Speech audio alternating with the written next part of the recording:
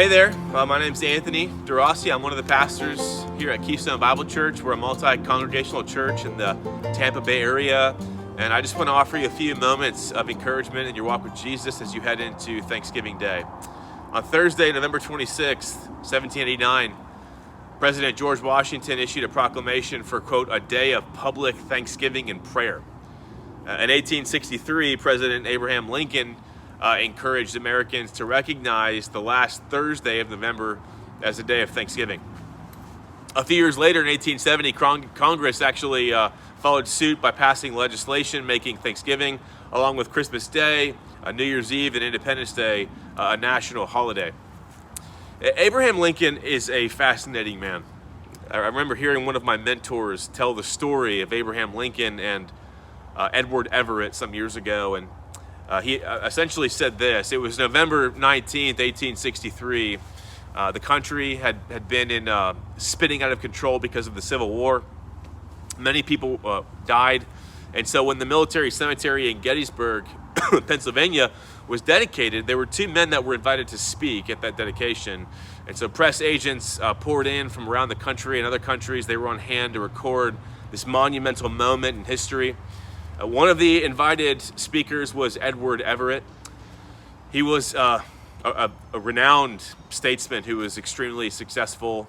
His career included serving as a senator, as a Secretary of State, as governor of Massachusetts, and as the president of Harvard University. He was considered one of the greatest, most brilliant orators of his entire generation. And so Edward Everett, he stood up and he spoke to a vast audience of American citizens there in the field at Gettysburg, and he held that audience in the palm of his hand for nearly 2 hours. It was only interrupted periodically by cheering and thunderous applause. When he finished and the applause died down, it was finally time for that second speaker to come up to the podium, who was the President of the United States. It was a tall, thin, exhausted Abraham Lincoln who walked up to the podium. He adjusted his steel-framed glasses, and then he began to deliver his speech, which lasted for only 2 minutes. When he turned and sat down, a member of the Philadelphia Press Corps leaned over and whispered, "Is that all?"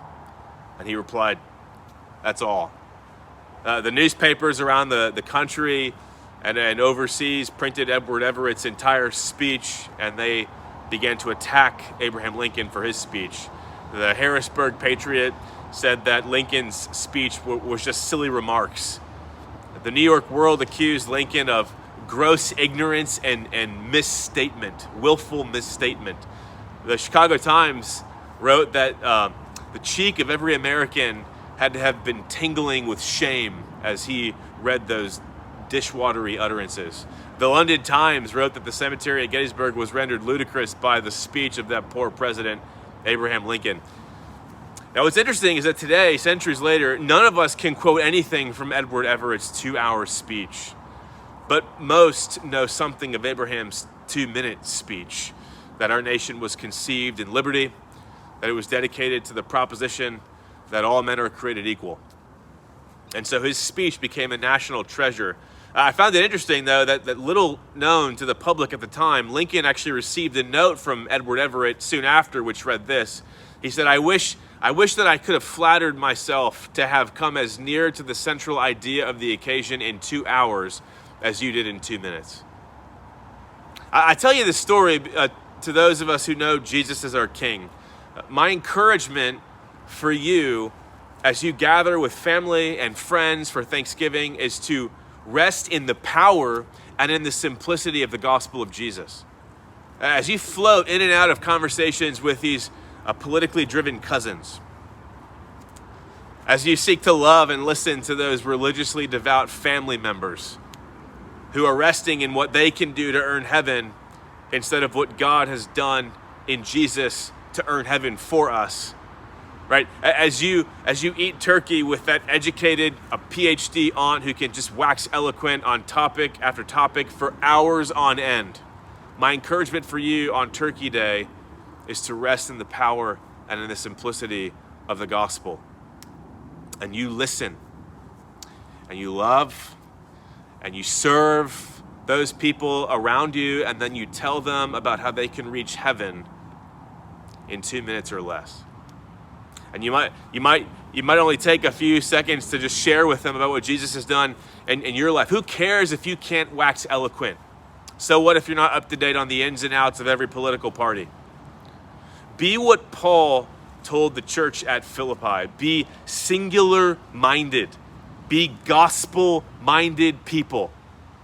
And so when the opportunity presents itself on Thanksgiving Day, who cares if you can't wax eloquent for 2 hours? Open your mouth and give thanks that heaven can be reached in 2 minutes or less, because it does not depend on us and what we do. It depends on Jesus and what he did for us. You share that news this Thursday and share it for the rest of your life, and rest in the power and in the simplicity of the gospel of Jesus Christ. Well, thanks so much for taking a few minutes to spend time with us. If you'd like to make sure that you never miss encouragement in the middle of your week, go ahead and text MME to the number just listed below here on the screen, and we'll make sure it gets sent right to your phone every single Wednesday morning. We're praying for you for Thanksgiving Day, that you'd be a light. We're hopeful that the gospel will go forth, and if you've been encouraged, I certainly have. We look forward to seeing you right here next week on Midweek Morning Encouragement.